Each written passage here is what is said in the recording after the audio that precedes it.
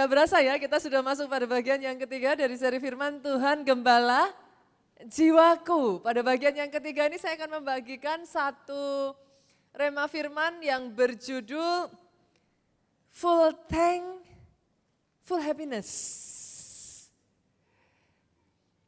Tahukah saudara kalau saudara mau di dalam kehidupan saudara itu full happiness, nggak bisa enggak, tangki hati kita ini juga harus full.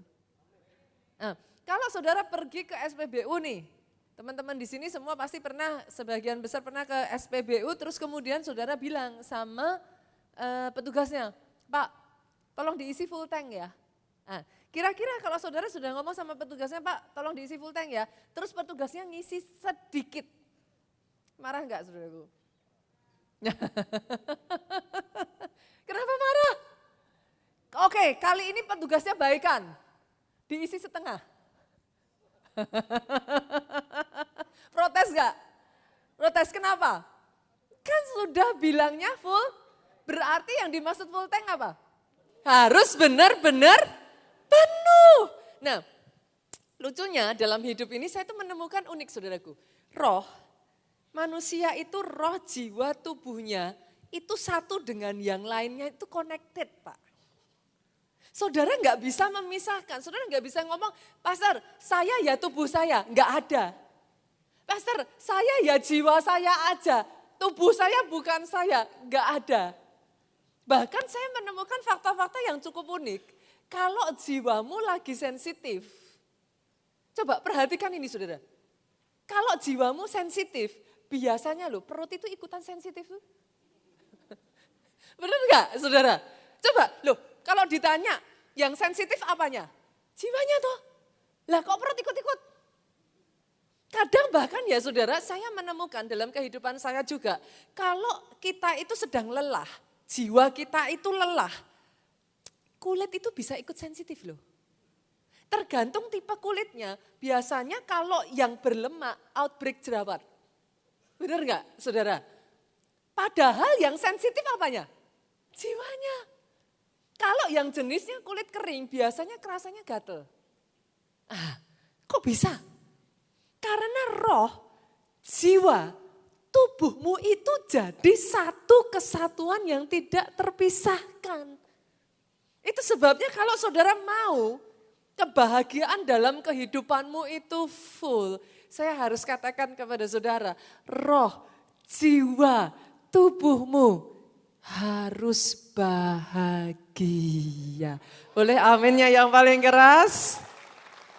Nah, yang jadi masalah, banyak orang saya menemukan, sebenarnya nggak bisa saya bilang sejak pandemi ya, hanya mungkin sejak pandemi itu escalate aja saudaraku. Banyak hal terjadi sehingga membuat kayak goncang. Nah, sejak dari pandemi itu saya menemukan banyak orang itu jiwanya kosong loh. Mungkin pastor ya nggak kosong-kosong amat lah, mefet gitu saudara. Saya tuh jadi ingat saudara, saya tuh ketawa karena kemarin hari Rabu saya itu baru perjalanan dari Jakarta ke Solo. Kita ada acara, kenapa saudaraku saya naik mobil karena saya bawa rombongan besar. Saya bukan hanya bawa anak-anak, saya bawa dogi-doginya juga, saudaraku. Jadi sama-sama kalau naik pesawat kan kita repot.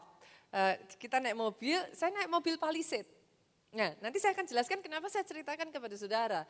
Salah satunya, saudaraku, karena mobil Palisade itu adalah salah satu mobil menurut saya ya, yang tangki bensinnya itu paling gede. Sekali ngisi, saudara, bukan bensin sih, solar. Sekali ngisi, saudara, itu bisa digunakan untuk 700 sampai hampir 800 kilometer. Pertama kali saya ngisi kaget saya saudara. Jogja Solo aja itu 60 kilometer loh saudara. Itu hampir 800 kilometer. Jadi sekalinya ngisi itu bisa nggak perlu ngisi tergantung kebutuhan sih saudara. Bisa sampai sebulan gitu saudara. Karena saking besar sekali tangkinya. Nah di perjalanan itu kebetulan beberapa waktu sebelum saya berangkat, mobil udah diisi Pak. Terakhir saya lihat, masih di atas 500. masih di atas 500, jadi saya berpikir amanlah dari Jakarta ke Solo 500 km lebih sedikit lah, kurang lebihnya gitu. Sampai di perbatasan kalau di tol itu saudara keluar itu 504 km, masih ditambah sedikit lah nyampe ke lokasi. Kurang lebihnya mungkin ya sekitar 520 sampai 530 km saudaraku. Jadi waktu saya sekian waktu lihat ini masih di atas 500 cukup. Jalan kita berangkat saudaraku. Berapa banyak dari saudara yang tahu kalau bawa anak enggak mungkin enggak pasti ke rest area saudara. Apalagi bawa doki. Anaknya tambahkan saudaraku. Kalau seharian di mobil itu doki juga bisa kengki saudaraku. Nah kita pasti ke rest area. Nah, rest area pertama saya sudah ngomong sama Pak Jo. Sayang kayaknya mending diisi full aja. Daripada nanti di jalan kita nggak pernah tahu butuh-butuh kita repot. Pak Jo jawab dengan santainya, udahlah nanti aja orang masih segitu banyaknya kok. Cukup katanya gitu. Oh ya sudah, saya santai. Rest area kedua, rest area ketiga, jujur saya udah gak kepikiran, Bapak Ibu. Jadi kita jalan, sampailah kalau saudara yang pernah dari Jakarta naik mobil ke Solo, kita sudah Semarang terus tuh. Udah mau masuk Solo, udah deket. Tinggal kurang lebih ya sekitar 37 km lagi kayak gitu, kita sampai Solo, saudara sampai di lokasi. Tiba-tiba mobil saya bunyi, ding ding. Ding ding, saya bingung. Dari mana bunyinya? Saya cari, ding ding. Saya udah pakai seat belt. Ding ding. Langsung kaget saya saudaraku. Bensinnya sudah tinggal minim. Bensinnya tuh kalau saya nggak salah tinggal sekitar 34 kilo. Ini saya bisa salah ya saudara ingatannya. 34 kilo padahal kalau nggak salah kita butuh sekitar 37 kilometer untuk nyampe rumah. Berarti cukup apa? Kurang saudara. Kita enggak cukup. Saya udah aduh padahal saudara yang tahu dari Jakarta kalau ke Solo, kilometer terakhir itu enggak ada SPBU. Enggak ada ininya, ada rest area beberapa, tapi sudah enggak ada SPBU-nya. Itu dalam nama Yesus langsung saya bahasa roh saudaraku. Saya langsung bahasa roh, aduh Tuhan, enggak cukup ininya saudaraku. Akhirnya saudara kita itu rekor sih saudara, rekor. Pertama kalinya dalam hidup saya ngisi bensin udah tinggal 7 km. Sampai akhirnya kita dapat jalan. Pastor ngapain cerita kisah ini? Ada enggak di tempat ini yang jangan-jangan loh Pak, engkau mendapati hari-hari ini tangki bensinmu juga menipis. Kalau kita enggak hati-hati, tangkimu tidak cukup sampai tujuan. Pastor, bagaimana saya tahu nih kalau tangki saya sedang kosong? Gampang kok saudara, enggak susah-susah tuh. Kalau mobil tangkinya kosong, menurut saudara apa yang akan terjadi? Nah, bapak-bapak ada yang istrinya lagi mogok? Ibu-ibu ada di sini yang anaknya lagi mogok. Kita bisa ngelihat ya saudaraku, mogok itu kayak apa? Kalau mobil beneran mogok nggak mau jalan. Tapi kalau anak-anak bisa loh nggak mau sekolah. Yang bapak-bapak, aduh mau kerja itu kayak nyeret kaki aja rasanya. Pernah nggak ngalami seperti itu? Loh manusia bisa mogok loh saudaraku. Biasanya kalau orang sudah mogok, next yang terjadi apa? Bingung toh. Nah, pernah nggak ngalamin dalam kehidupan kayak saya tuh bingung aja Pastor. Nggak tahu what to do gitu. Kayak habis itu kayak blank aja, hilang semua, nggak tahu apa yang harus dilakukan gitu. Kalau saudara teruskan lagi, pernah nggak saudara, jangankan mobil ya, manusia itu bisa juga loh. Kalau sudah mogok, nggak tahu apa yang terjadi, kadangkala saudara itu ngerasa gini, semua saya capek. Nah, saudara bisa mengerti yang saya maksudkan?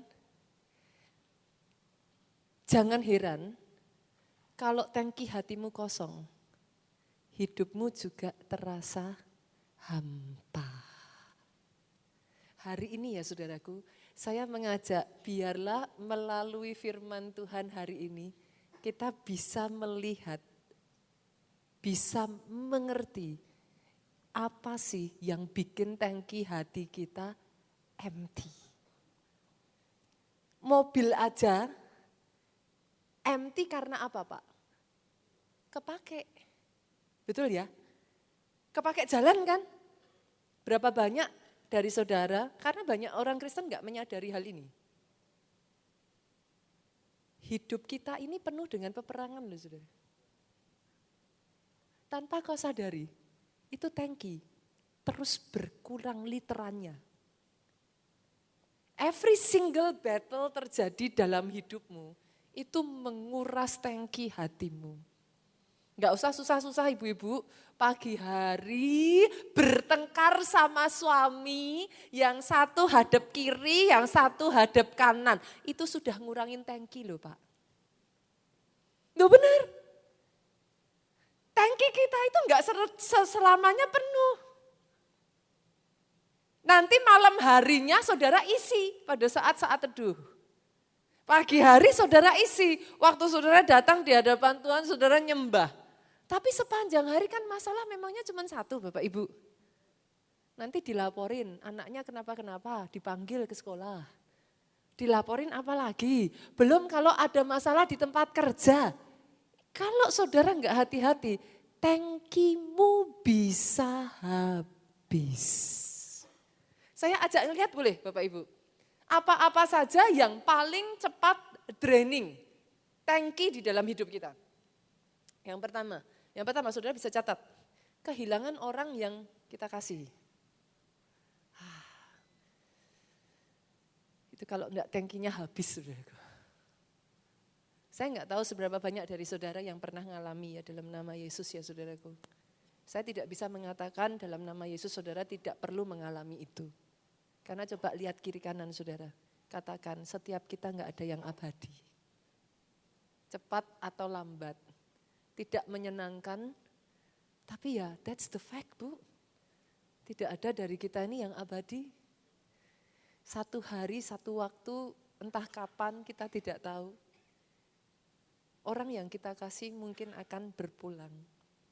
Tapi even though setiap dari kita akan mengalami itu bukan berarti itu suatu hal yang mudah loh. Saya pernah berjumpa dengan satu ibu yang sejak ditinggal oleh mamahnya saudaraku. Dia mengurung dirinya Pak. Literally mengurung dirinya, nggak pernah mau keluar dari apartemen. Nggak mau ke gereja bukan karena nggak mau ke gereja, tapi ketakutan ketemu orang. Karena pada saat mamanya meninggal, orang-orang mendatangi dia, nah ini saudaraku, maksud kita itu baik. Tapi dia ngomong sama saya, setiap orang menghibur saya ya Bunita itu justru membuat saya semakin down. Kamu yang kuat ya, kamu bisa, semangat. Maksudnya kan baik saudaraku, gak ada yang jahat dari hal itu. Tapi ternyata justru di momen-momennya yang seperti itu, dia tuh setiap denger orang ngomong kayak gitu tuh rasanya tuh gitu. Jadi dia gak mau ketemu orang saudara. Saya ketemu satu ibu ya saudaraku, yang kehilangan anak. Itu butuh waktu hampir 1 tahun loh saudaraku. Setiap hari nangis. Kehilangan orang yang kita kasihi. Jangan ngomong ya, gak apa-apa kok, gak apa-apa. Banyak manusia tuh sukanya gitu, gak apa-apa kok. Tapi tanpa kau sadari, tangkimu kosong. Jadi hari ini saya ingin mengajak saudara untuk melihat, you have to be able to see. Hidup kita sampai nanti kita menutup mata kita adalah sebuah perjalanan. Dan Alkitab menyebutnya pertandingan iman. Jadi saudara harus hitung. Dari momen di mana garis start saudara sampai nanti ke garis finish saudara, tangkimu cukup. Jangan sampai 1/4 jalan sudah bagus, setengah bagus, 3/4 bagus kayak saya. Butuh 37, bensinnya cuma cukup 34. Kurang 3 loh saudara. Tapi ya tetap gak bisa sampai tujuan. Yang mengerti aminnya yang paling keras. Saya berdoa di tempat ini tidak ada satupun, semuanya finish well, finish strong, jadi atas kehidupan saudara. Aminmu boleh yang paling keras, boleh tepuk tangan yang paling meriah buat Yesus Tuhan kita. Yang kedua saudaraku, selain dari kehilangan orang yang kita kasihi, ada hal lain juga yang bisa menguras tangki kita. Apa saudara yang bisa menguras tangki kita? Peristiwa yang traumatis. Setiap orang itu beda-beda ya saudara, apa yang menjadi peristiwa traumatis. Saya pernah mengalami, saya pikir itu hanya saya aja, tapi saya nggak tahu kalau di sini ada ya saudara, jangan malu. Saya nggak malu menceritakan ini. Karena kadang ada orang yang ngomong gini, Pastor, kok Pastor udah jadi pendeta kok masih ngalami seperti itu? Lah memangnya kenapa saudara? Emangnya pendeta itu ngambang saudara? Kayaknya kaki saya masih nyentuh tanah deh. Saya masih punya tubuh, saya masih punya jiwa. Saya itu pernah ngalami saudaraku trauma ketinggian. Trauma naik pesawat. Saya pernah ceritakan ini kok. In case ada di antara saudara yang pernah ngalami yang sama dengan saya ataupun sedang mengalami yang sama dengan saya ya saudaraku. Saya tuh kalau naik pesawat sehari sebelum naik itu udah muntah-muntah saudara. Itu trauma sampai membuat saya begitu. Jadi sehari sebelum naik pesawat muntah-muntah. Di dalam pesawat muntah-muntah. Sampai sesak nafas kayak gitu. Kalau saya tidak memanage dengan baik, itu bisa yang kayak di dalam itu kayak suffocated gitu saudara. Turun dari pesawat, muntah lagi saudara. Dan setiap kali saya naik pesawat, saya itu harus establish kayak apa, ritual saya gitu. Maksudnya ritual gimana Bu Nita? Saya set, itu kan ada layarnya ya saudaraku. Saya perhatiin nih, perjalanannya berapa menit. Terus saya set, setiap 10 menit saya ketinggian berapa itu saya lihat terus saudaraku. Sampai nanti saya di titik tertentu tuh, pokoknya 10 menit saya pakai doa, bahasa roh.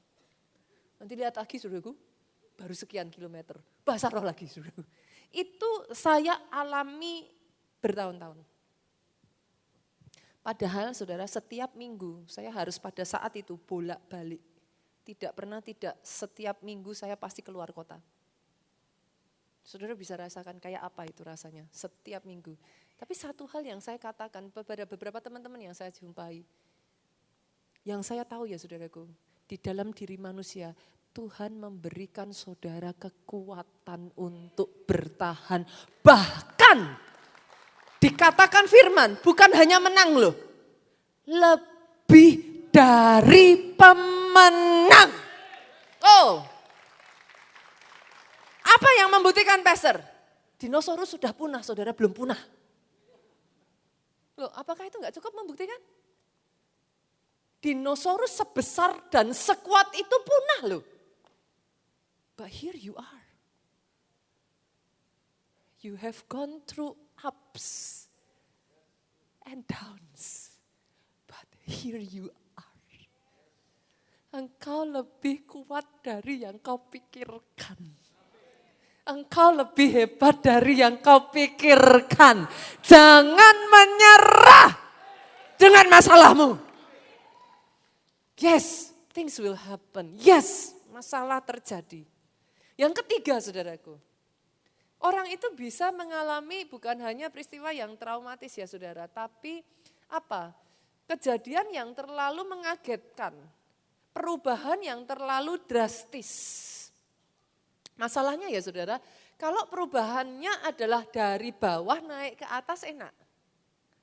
Nah tapi kalau dari atas turun ke bawah, nggak gampang saudara.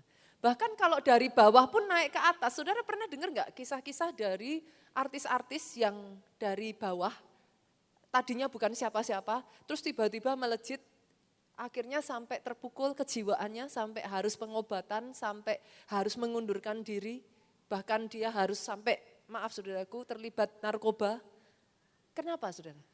Karena manusia itu kalau mengalami perubahan yang drastis, itu bisa draining tangki tadi itu saudaraku. Pastor ngapain? Pastor ceritakan ini semua supaya saudara aware. Saudara menyadari, jangan terlalu sering bilang enggak apa-apa. Enggak apa-apa, masih bisa, tahu-tahu mogok mobilnya. Lebih baik ketika saudara menghadapi, saudara aware, oh saya menghadapi ini nih, cek tangki saya. Cukup gak tangki saya untuk menghadapi satu keadaan yang begitu berat? Kalau tangkimu gak cukup, perbekali dirimu. Kalau engkau tahu bahwa yang kau hadapi di depan nanti berat, Pak, isi dulu. Banyak orang Kristen yang salah, doanya nunggu masalah datang. Ya, maksudnya puji Tuhan sih, masalah masih membuat saudara berdoa, itu puji Tuhan gitu saudaraku. Tetapi yang jadi masalah adalah kalau saudara enggak hati-hati, masalah menyerang saudara, tapi saudara terlambat, sudah drain dulu.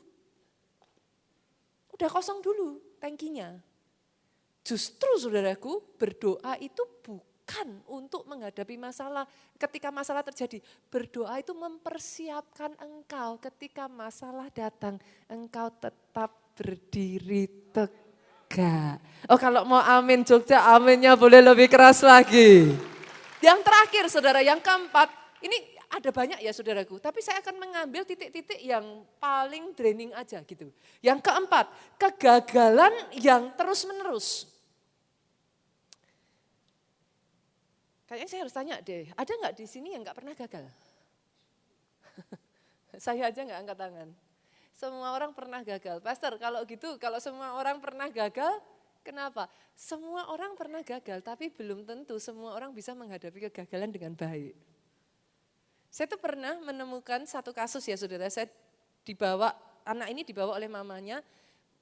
Saya nggak tahu dengan saudara ya, tapi waktu saya ketemu anak ini saya bingung. Saya tanya mamanya, anak ini depresi kenapa? Kan dibawa ke saya dalam kondisi depresi.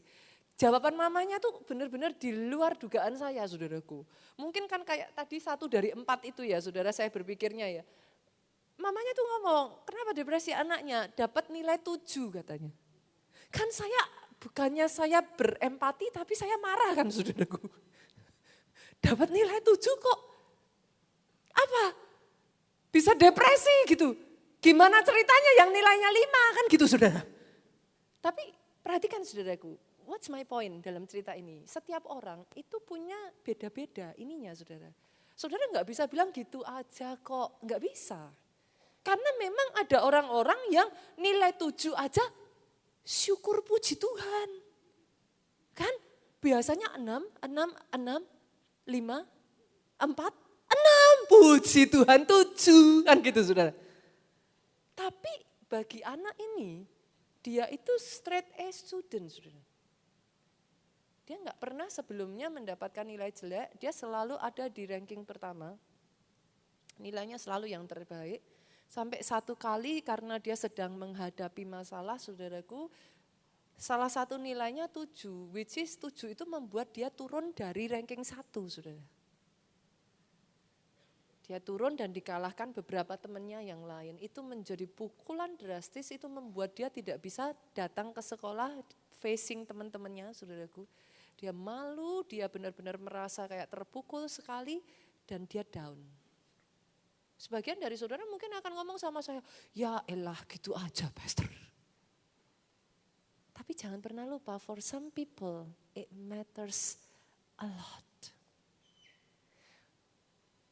Dibutuhkan 1009 kali kegagalan buat Kolonel Sanders sampai terbentuk KFC, saudara.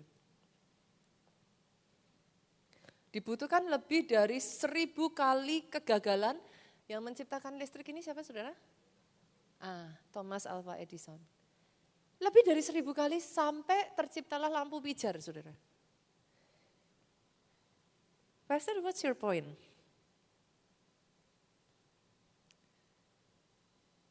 Saya berdoa ya saudaraku, seperti apa keadaan saudara hari ini? Waktu-waktu ini mungkin ada di antara saudara yang diizinkan menghadapi masalah-masalah yang terus bertubi-tubi dan it feels like it's draining you. Kadangkala ada sebagian dari saudara ngomong sama saya, pastor saya tuh tiap hari udah berdoa loh, tapi kok kering lagi ya? Ada nggak sih di sini yang bosan nge-charge handphone? Tiap hari, ini sudah tak charge loh pastor. Udah seminggu kemudian, bosan nge-charge handphone. Biarin aja, gak usah di-charge. Ada di sini yang begitu? Hah? Kalau handphone aja harus terus-menerus di-charge. Lihat kiri kananmu. Kita butuh terus di-charge.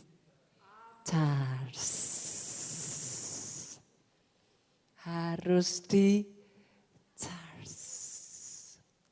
Dan minggu 1 bulan ini ya saudara, firman Tuhan berbicara, Dia gembala jiwaku.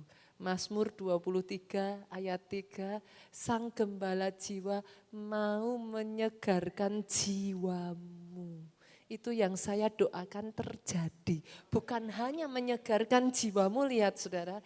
Ayatnya yang kelima dari Mazmur pasal 23, handphone saya ketinggalan kayaknya saudaraku. Multimedia boleh bantu saya? Sama-sama ya saudaraku, ayatnya yang kelima kita lihat. Engkau menyediakan hidangan bagiku di hadapan lawanku. Apa saudara? Engkau mengurapi kepalaku dengan minyak.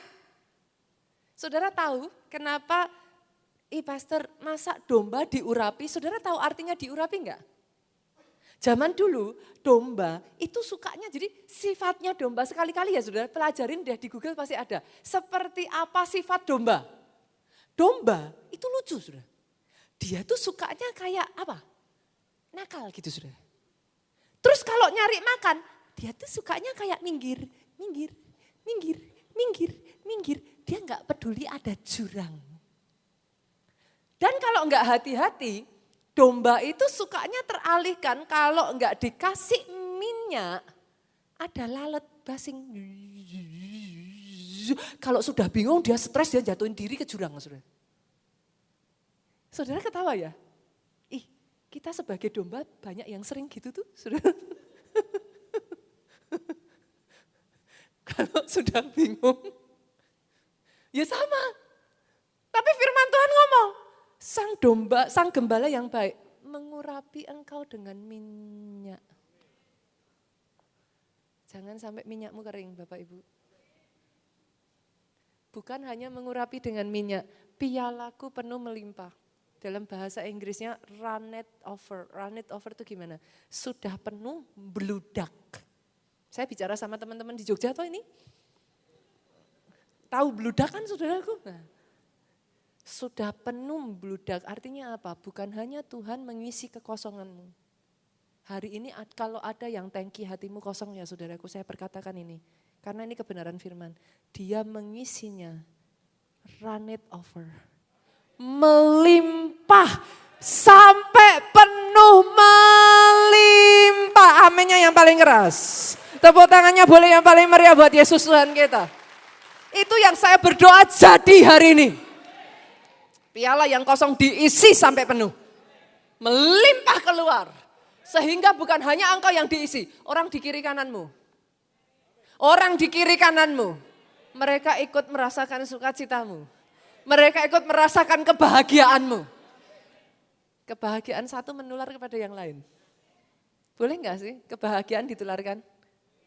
Bagaimana saya tahu kebahagiaan bisa menular? Coba lihat kiri kanan depan belakang saudara, kasih senyum saudara. Ada yang kasih senyum dibalasnya gini. Injak aja kakinya saudaraku. Kebahagiaan itu menular saudara. Saudara kasih satu senyum toh, baliknya berapa senyuman tadi? Berapa banyak di tempat ini yang mau dipakai Tuhan jadi agen membawa kebahagiaan buat orang-orang di sekeliling saudara. Yuk sekali lagi tepuk tangan yang paling meriah. Saya akan ceritakan kepada saudara 3 kisah saudaraku dari kehidupan tokoh-tokoh yang ada di dalam Alkitab yang mengalami kekosongan dalam hidupnya. Sampai dia jumpa dengan Yesus dan Tuhan merubah keadaannya. Yang pertama yang sangat terkenal kisahnya adalah seorang wanita Samaria yang berjumpa dengan Yesus di pinggir sumur Yakub. Kita buka yuk, Yohanes 4 ayat yang ke-15 sampai ke-18. Yohanes 4 ayat 15 sampai 18. Boleh bantu saya Bapak Ibu, saya baca ayat 15, saudara baca 16, kita bergantian sampai ayat 18 kita baca sama-sama. Kata perempuan itu kepadanya, Tuhan, berikanlah aku air itu supaya aku tidak haus dan tidak usah datang lagi ke sini untuk menimba air. 16 yuk dengan suara keras. Kata Yesus, pergilah, panggillah suamimu. 17 kata perempuan itu, aku tidak punya suami. Kata Yesus kepadanya, tepat katamu bahwa engkau tidak mempunyai suami sebab engkau sudah mempunyai berapa saudara? 5 suami dan yang ada sekarang padamu bukanlah suamimu. Dalam hal itu engkau berkata benar. Oke, perhatikan ke depan Bapak Ibu. Berapa banyak dari saudara jujur nih ya, jujur. Ketika saudara baca ayat ini spontan,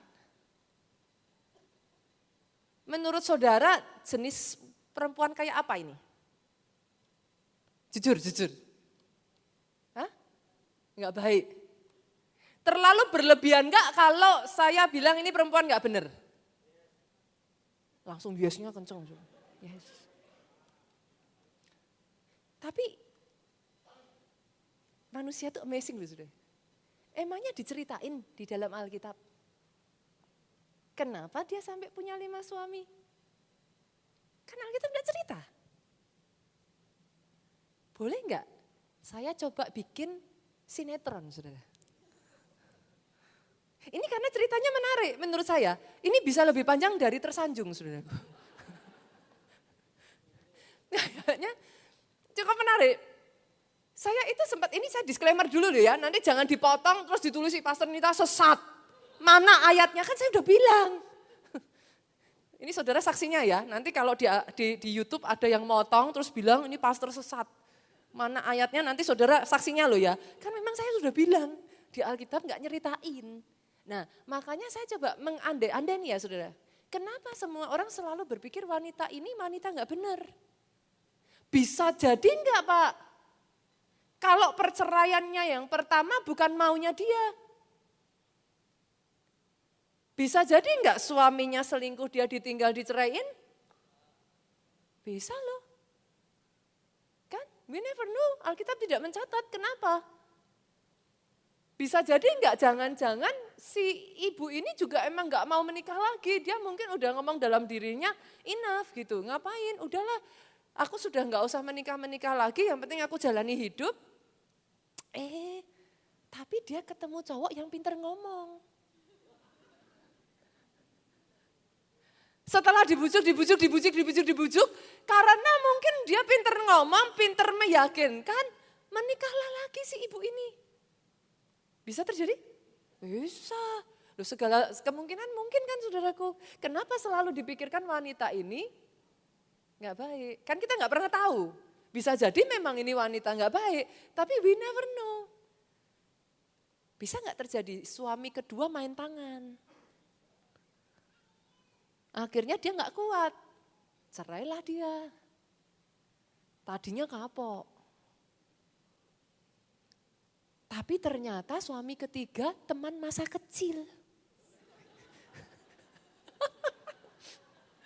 Sinetron ya, kayaknya seru ya saudaraku ya. Mari kita buat bersambung gitu saudara. Anyway, saya nggak mau meneruskan lah saudaraku. Nanti dipotong, waduh saudara. Enggak, saya nggak mau meneruskan. Ini poin saya saudara. Yesus tidak mendatangi wanita ini dengan penghakiman. Itu yang membuat saya terharu. Yesus tidak menyalahkan wanita ini. Dia menyadari the fact bahwa jiwa wanita ini kosong. Yesus tidak berkata, "Ups, aku kudus, jangan deket-deket." No. Yesus sengaja duduk di tepi sumur itu dan berbicara kepada seorang wanita Samaria. Saudara jangan lupa loh, pada zaman itu orang Israel dan orang Samaria tidak berteman. What's your point, Pastor? Saya nggak tahu kondisimu, tapi yang saya tahu pasti hari ini Yesusmu melihat satu demi satu keadaannya. Saya berdoa kalau dia menemukan itu di dalam dirimu, Kalau wanita ini bisa dipulihkan, engkau juga bisa dipulihkan. Oh, kalau mau tepuk tangan yang meriah. Kita lihat yuk, gimana cara Tuhan memulihkan wanita ini. Kita berbalik ya saudaraku, ayatnya yang ke-13 dan 14 kita lihat yuk. Sebelum wanita tadi ngomong ayat yang 15. Jawab Yesus kepadanya, barang siapa minum air ini, ia akan haus lagi. Tetapi barang siapa minum air yang kuberikan kepadanya, ia tidak akan haus selama-lamanya. Sebaliknya, air yang akan kuberikan kepadanya akan menjadi mata air di dalam dirinya, yang terus-menerus memancar sampai kepada hidup yang kekal. Pertanyaan saya saudaraku, wanita ini menyangka Yesus berbicara tentang air jasmani. Padahal Yesus berbicara tentang air kehidupan. Nah, maksudnya gimana Pastor? Sederhana gini. Kalau yang lapar perutnya, ya makan capcay. Saudara suka apa? Saya nggak tahu ini jamnya makan siang saudaraku. Saudara suka apa? Tadi saya makan bakso gitu kan. Kalau lapar, saudara bisa makan bakso. Perut saudara kenyang. Tapi kalau yang kosong, jiwamu bukan perutmu, saudara mau makan 10 piring nasi goreng juga enggak akan kenyang. Enggak akan penuh. Saudara mengerti yang saya maksudkan? Pastor, kayaknya enggak ada sambungannya. Kali kami tahu juga loh, kalau yang kosong hatinya kan ya enggak mungkin toh kami isi bakso. Nanti dulu. Berapa banyak loh saudara, kalau saudara sedang stres, sukanya makan es krim sampai 1 galon loh. Pernah lihat? Sih? Roh, jiwa, tubuh, itu enggak bisa dipisahkan. Pernah ngelihat orang yang sakitnya di hati, tapi yang digores tangannya. Tahu enggak yang sakit hatinya? Kok digores tangannya? Sih? Manusia tuh roh, jiwa, tubuh itu connected saudaraku. Ketika saudara merasakan kekosongan, sadari ini. Engkau harus peka yang kosong mananya. Karena ada banyak orang mengalami kekosongan, engkau berusaha mengisi dengan yang salah dan kekosonganmu tidak pernah tertutup. Saya pernah saudaraku dulu ketika saya kuliah ya. Saya tuh merasa kekosongan, kenapa saudara? Saya nggak ngerti bahasanya. Semua orang bicara dengan bahasa Inggris yang sangat cepat sekali. Kalau saya nonton bioskop, saudaraku, di Indonesia, bawahnya ada subtitlenya. Di sana kalau nonton nggak ada subtitlenya. Lah padahal saya nggak bisa bahasanya, saudaraku. Terus pernah nggak kayak ngalami gini, orang di sekeliling saudara deket, terus ngobrol, saudara baru datang terus ngomong apa toh? Saudara ngerti yang saya maksudkan? Kayak berasa kayak nggak ngerti gitu. Ketika jiwa saya kosong, saya lari. Ini ibu-ibu mungkin pernah ngalami seperti saya nggak tahu. Saya lampiaskan saudaraku dengan shopping habis-habisan. Happy nggak ibu-ibu? Happy. Siapa bilang nggak happy? Happy, shopping mah happy. Tapi pulang tetap kosong. Sedih lagi. Saudara makan es krim ya. Ilmu medis membuktikan bahwa gula itu membuat rasa happy. Saudara makan es krim sampai segalon apa ya happy. Tapi habis itu kosong lagi. Hari ini boleh gak sih Bapak Ibu, yuk isi dengan air kehidupan yuk. Tangki bensinmu gak bisa diisi solar. Tangki kehidupan kita harus diisi. Justru diisi pada saat engkau berendam dalam hadirat Tuhan. Gak ada cara lain. Saudara mau pakai cara apalah? 1001 cara coba saudara cari deh. Gak bisa. Tapi ketika kau berendam dalam hadirat Tuhan, itu sebabnya saya tuh paling suka kalau di Solo ya saudara, antara pastori, kami kan tinggalnya di pastori ke gereja, saudara yang udah pernah Yusi tahu. Pastori itu dekat sekali ke tempat Pondok Daud. Itu kalau saya dengar lagu gitu dinyanyiin ya saudara. Hanya dekat Allahku. Itu kan terus, pujian dinaikkan terus tuh, 24 jam di Pondok Daud Solo. Rasa tenang hati anak saya yang besar ya saudara ngomong sama saya. Belakangan ini kan dia mengalami pertumbuhan cepat sekali. Saya tanya dia, Cik, kenapa kamu suka ke Pondok Daud? Karena dia sering terakhir itu ke Pondok Daud. Rasanya kalau masuk Pondok Daud hatinya Cici tenang, Mom. Cici rasanya punya kekuatan. Buat saudara yang hari-hari ini, engkau tahu masalah, tantangan, draining your energy. Minta air kehidupan itu diberikan dalam hidupmu. Jangan diisi dengan yang lain ya Bapak Ibu ya. Katakan pun males. Saudara pernah gak ngelihat orang yang sakit gak nafsu makan? Nah, kalau sudah sampai sakit disuruh masuk hadirat Tuhan, biasanya susah. Tapi kalau dipaksa makan, energinya tambah. Sepakat? Kalau susah, males Bunita. Saya enggak bisa doa enggak keluar apa-apa. Ikut Pondok Daud. Nanti saudara mendengar yang lain yang berdoa. Tapi dari situ engkau terus masuk dalam hadirat Tuhan. Pemulihan Tuhan kerjakan atas hidupmu. Aminnya yang paling keras sekali lagi, boleh tepuk tangan yang paling meriah. Yang kedua, kita lihat kisah dari seorang yang bernama Abraham, saudaraku. Kita buka Kejadian pasalnya yang ke-15 ayatnya yang pertama sampai ketiga. Multimedia bisa bantu saya karena saya lupa bawa handphone saya, saudaraku. Kemudian datanglah firman Tuhan kepada Abraham, nanti saudara bantu saya baca ayat kedua ya. Jangan takut Abram, akulah perisaimu, upahmu akan sangat besar. Ayat kedua yuk, sama-sama 2, 3. Abram menjawab apa? Ya Tuhan Allah, apakah yang akan engkau berikan kepadaku? Karena aku akan meninggal dengan tidak mempunyai anak dan yang akan mewarisi rumahku ialah Eliezer orang Damsik itu. Saya enggak usah baca ayat ketiga saudaraku karena waktu. Tapi saudara menemukan yang aneh enggak dari ayat ini? Menemukan enggak saudara? Alkitab itu menyenangkan loh saudaraku. Jangan baca Alkitab cepat-cepat. Ada keanehan enggak dari ayat ini? Oke ya, saya tunjukkan ya keanehannya saudara. Kalau saya datang kepada saudara, jangankan Tuhan, saya sebagai hamba Tuhan, pendeta datang sama saudara, terus saya bilang, Pak, Bapak diberkati. Saya tanya, saudara jawab apa? Nah, bener kan? Loh kalau ada orang yang datang sama saudara bilang, God bless you, amin. Ini yang datang, ayat 1 yuk multimedia, Tuhan sendiri loh, bukan pendeta manapun, bukan nabi, Tuhan. Dan Tuhan ngomong sama Abram apa?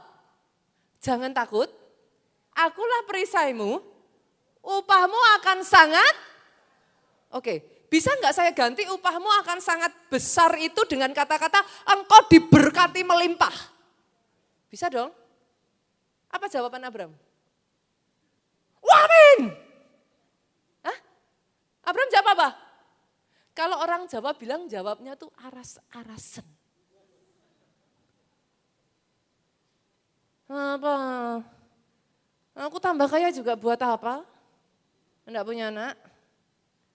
Nanti yang mewarisi Eliezer orang Damsik itu. Saudara bisa merasakan tonnya Abraham? Menurut saudara, orang seperti apa yang punya ton kayak gitu? Coba. Kalau baca Alkitab itu makanya jangan cepat-cepat saudaraku. Alkitab itu seru. Kalau saudara baca dengan benar ya, nanti saudara akan mendapati ada apa? Mutiara terpendam di situ. Abraham sampai jawab kayak gitu kenapa menurut saudara? Nah. Apakah sejak dari awal Abraham gak punya iman? Kalau dari awal dia gak punya iman, ketika dia dengar janji Tuhan, dia gak akan pergi dari tanah kelahirannya ke negeri yang tidak diketahui. Menurut saudara, dia punya iman gak? Punya. Tapi setelah puluhan tahun, janji Tuhan belum digenapi dalam hidupnya. Menurut saudara loh, apakah ini pertama kalinya Tuhan mendatangi Abraham? Enggak. Pada saat Abraham down, Tuhan tuh sudah berkali-kali datang. Abraham, keturunanmu akan seperti bintang. Sampai di titik ini Abraham ngomong, "Mbuh." Kalau orang Jawa bilang terserah. I don't care. Karena setiap kali dia merasa seperti roller coaster. Dikasih pengharapan, dia imannya bangkit, nanti gitu lagi. Berharap lagi, tapi nggak kunjung terjadi. Ada nggak di sini engkau yang ngalami seperti itu? Engkau sudah muak dengar tentang mujizat, engkau muak dengar tentang apa? Berkat. Saya berjumpa dengan beberapa orang yang ngomong sama saya, Pastor, mana nyatanya? Hidup saya masih seperti ini. Kata-kata Abraham ini, suruh. Apa yang akan engkau berikan? Aku akan meninggal dengan tidak mempunyai anak. Ajaibnya ya saudaraku. Gak ada obat lain tuh saudara. Tuhan membangkitkan Abraham. Kita buka ayatnya ya, kita lihat. Kejadian pasalnya yang ke-15 ayatnya yang ke-5 sampai 6. Tuhan membawa Abraham keluar serta berfirman, lihat ini cara Tuhan membangkitkan Abraham. Abraham udah capek, Abraham udah males, Abraham udah enggak mujizat lagi lah Tuhan, udahlah cukup lah. Udah enggak berkat, dah. Disuruh sama Tuhan ngelihat saudara, coba lihat ke langit, hitunglah bintang-bintang jika engkau dapat menghitungnya. Maka firman-Nya kepadanya, demikian banyaknya nanti keturunanmu. Akan ada orang-orang di tempat ini ya, Tuhan nyalakan kembali api visimu. Kadang masalah membuat engkau mendiskon visi dalam hidupmu. Engkau minta sesuatu bukannya dapat sesuatu yang kau terima masalah. Berita yang tidak enak. Dan engkau mulai berkata, udahlah Tuhan aku tidak mau berharap lagi. Pernah dengar kata-kata ini enggak? Jangan banyak berharap daripada kecewa. Pernah dengar? Nah. Tapi yang jadi masalah, firman itu ngomong, pengharapan tidak mengecewakan. Mana yang benar?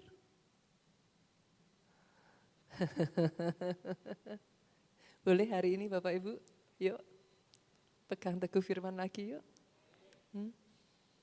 Pak Obaja pernah ngalami situasi ini saudaraku. Sekian tahun yang lalu Pak Obaja pada saat itu ngomong sama Pak Jo.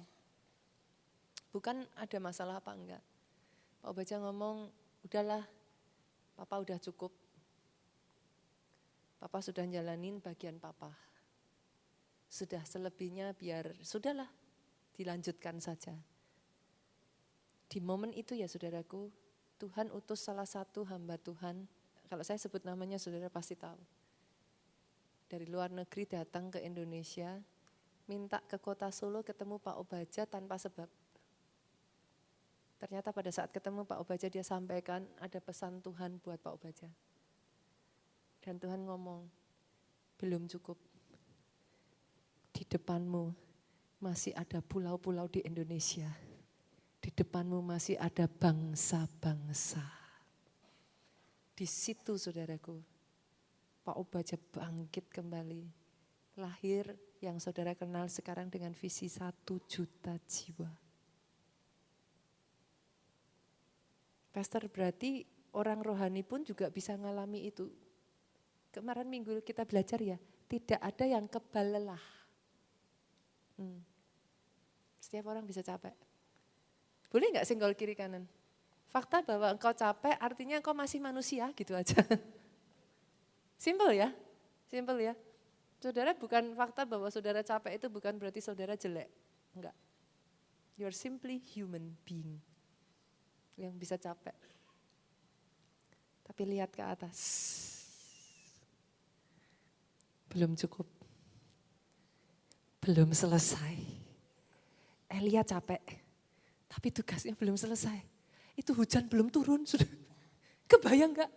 Dia ngalahin 450 Nabi Baal dan itu bagus. Lah kalau hujannya gak diturunin terus gimana? Senggol kiri kanan lagi yuk, tugasmu belum selesai. Come on, belum selesai, belum selesai. Lihat ke atas. Masih ada rencana Tuhan melalui engkau belum selesai. Yang terakhir saudaraku, Yakub, pemain musik boleh maju ke depan. Kisah yang ketiga adalah kisah Yakub. Masih ingat Yakub memberikan jubah maha indah kepada anak kesayangannya, namanya siapa? Saya cuma ngetes saudara, masih bangun enggak? Yusuf. Tapi yang enggak pernah disangka-sangka oleh Yakub adalah jubah maha indah itulah yang membuat dia menerima anaknya jubah itu dalam bentuk sebagai bukti kematian anaknya. Saudara pernah baca cerita orang tua membelikan anaknya sepeda motor belum waktunya, terus kemudian anaknya berpulang. Oke, menurut saudara, Yakub waktu menerima jubah itu berlumuran darah, apa yang ada di benaknya? Dia menyalahkan dirinya, saudaraku. Seandainya aku enggak ngasih jubah ini, seandainya mungkin anakku masih ada. Menurut saudara Yakub itu tahu enggak tahu kakak-kakaknya Yusuf benci sama Yusuf? Tahu. Tahu, saudara. Bunita buktinya di mana? Saya bukain ya, satu ayatnya ya. Pada saat Yusuf mengutus kakaknya pulang untuk mengabari berita bahwa dia masih hidup, Kejadian 37 ayatnya yang, saudaraku, Kejadian 45 ayatnya yang ke-26. Mereka menceritakan kepadanya Yusuf masih hidup, bahkan dialah yang menjadi kuasa atas seluruh tanah Mesir. Coba baca sama-sama dengan suara keras. Tetapi hati Yakub tetap, sebab ia apa? Pada saat kejadian itu, Yakub sudah lose trust sama saudara-saudaranya. Dia bukan enggak tahu saudara-saudaranya benci, tapi kejadian itu, Yakub sudah curiga, saudara. Dia kehilangan. Dan sejak Yakub kehilangan Yusuf, that's the end of everything. Dia shock berat, saudaraku. Alkitab sampai mencatat yuk, Kejadian 37. Yakub itu ayatnya yang ke-35. Sekalian anaknya laki-laki dan perempuan berusaha menghiburkan dia, tetapi ia menolak dihiburkan, serta katanya, tidak, aku akan berkabung sampai aku turun mendapatkan anakku ke dalam dunia orang mati. Demikian Yusuf ditangisi oleh ayahnya. Itu habis, saudaraku. Jadi sejak Yakub kehilangan Yusuf, Alkitab itu mencatat ya, saudaraku, kalau saudara nanti baca di ayat yang lain, Yakub itu menjadi buta, saudara. Kita bikin skenario lagi yuk. Kebayang gak saudara itu nangis terus setiap hari. Tiap hari nangis. Awalnya matanya dari kabur, lama-kelamaan Yakub kehilangan penglihatan. Dan yang paling menyedihkan ya saudaraku, bukan hanya mata Yakub yang buta, saudara harus sadar loh. Yusuf menjadi seorang pelihat, dia seorang pelihat, itu turun dari atas, saudara. Siapa? Masih ingat gak seorang pria yang melihat tangga naik turun? Yang berjumpa dengan malaikat, memeluk, sampai akhirnya namanya diubah. Siapa dia? Yakub. Yakub itu seorang pelihat, saudara. Yakub itu a dreamer. Can you imagine a dreamer without a dream?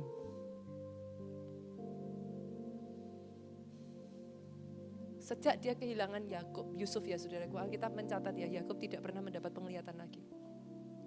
Saudara baca aja deh. Kalau itu saya bisa ngomong karena dalam Alkitab enggak saudara temukan sejak dari itu sampai dia ketemu sama dia tidak mendapat penglihatan lagi. Itu kayak orang ya saudaraku, kalau tangkinya kosong ya, hatinya hampa ya saudara. Karunia dalam hidupnya mati. Talenta yang Tuhan sudah berikan mati. Semua hal-hal potensial yang ada dalam hidupnya terkubur. Bukan itu yang Tuhan mau atas hidupmu. Hari ini saya percaya Tuhan berdiri di tempat ini, dia melihat ada banyak potensi, ada banyak orang-orang hebat di tempat ini. Saya percaya dia melihat ada banyak masa depan yang luar biasa di tempat ini. Saya melihat ada banyak orang-orang yang akan dipakai Tuhan menjadi berkat buat orang-orang yang lain di sekelilingnya. That's what I believe, itu yang dia lihat. Tapi ketika tangkimu kosong, semua itu hilang. Bukan itu yang Tuhan mau. Kalau ada di tempat ini dari saudara yang kosong,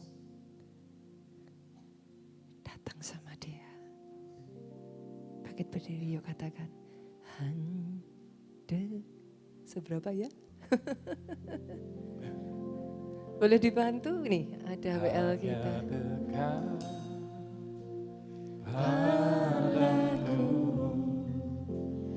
Rasa hatiku, Yesus Tuhan, Kau sertai jalanku. Isi kembali saudara tangkimu sepanjang hidupku. Kadangkala kita tidak menyadari ya saudaraku.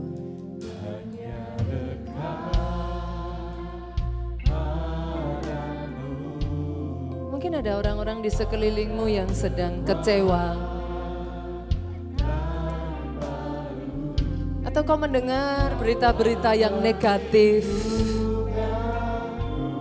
Itu bisa mengeringkan rohmu loh saudaraku. Di momen seperti itu, angkat tanganmu, angkat hatimu, katakan di hadapan Tuhan. Ingin selalu bersekutu denganmu, menikmati hadiratmu, biarkan rohmu tinggal dalam hidupku. Sungguh indah bersamamu selamanya. Biar piano pujikan lagu ini. Kadang ya saudara, dalam hidup tuh ada saja. Basically simple kok. Iblis itu gak mau pergi ke neraka sendirian. Sederhana. Saya pernah menjelaskan neraka tidak pernah diuntukkan kita manusia, gak pernah. Kalau saudara tanya apakah neraka diciptakan untuk kita, certainly not. Neraka itu ada karena Lucifer jatuh pada saat itu. Jadi Tuhan yang baik masa mau manusia masuk neraka? No, gak ada. Tuhan gak pernah punya keinginan. Cuman yang jadi masalah adalah ya iblis gak mau masuk sendirian. Dia ngajak-ngajak. Salah siapa kalau saudara mau? Saudara bisa mengerti poinnya di situ? Tangkap ya. Dari kita saat ini sampai nanti kita selesai ya saudaraku, it takes time. Saudara bukan lari sprinter jarak pendek, tapi maraton jarak panjang. Di tengah jalan saudara akan ketemu dengan orang-orang baik yang menyerah. Saudara akan ketemu dengan orang-orang yang kecewa. Saudara akan mendengar hal-hal berita-berita miring dan negatif. Ada banyak hal, bahkan mungkin saudara sendiri diizinkan Tuhan ngalami masalah yang saudara gak bisa selesaikan. Kalau nggak hati-hati,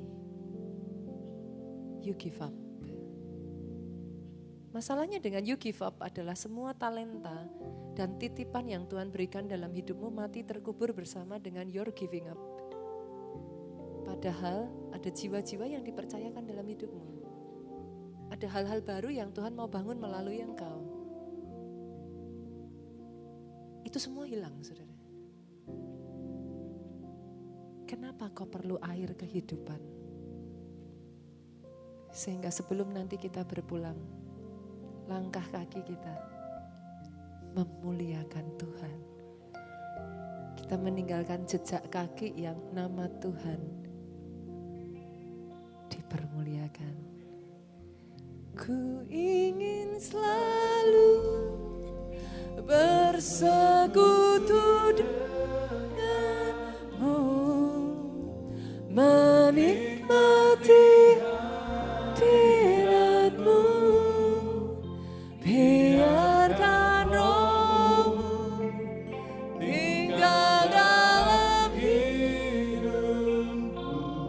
Izinkan dia memenuhi engkau kembali, memulihkan kembali, katakan.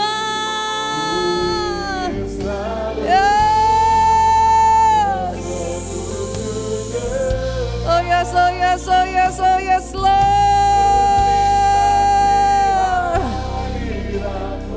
Jangan biarkan rohmu,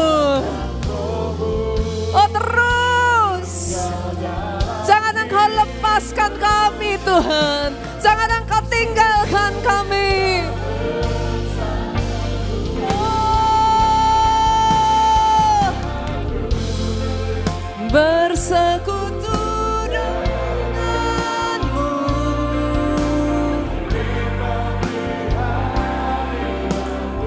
Terus engkau penuhi kami Tuhan. Isi kembali setiap kekosongan. Hadirat-Mu yang memenuhi, hadirat-Mu yang mengisi.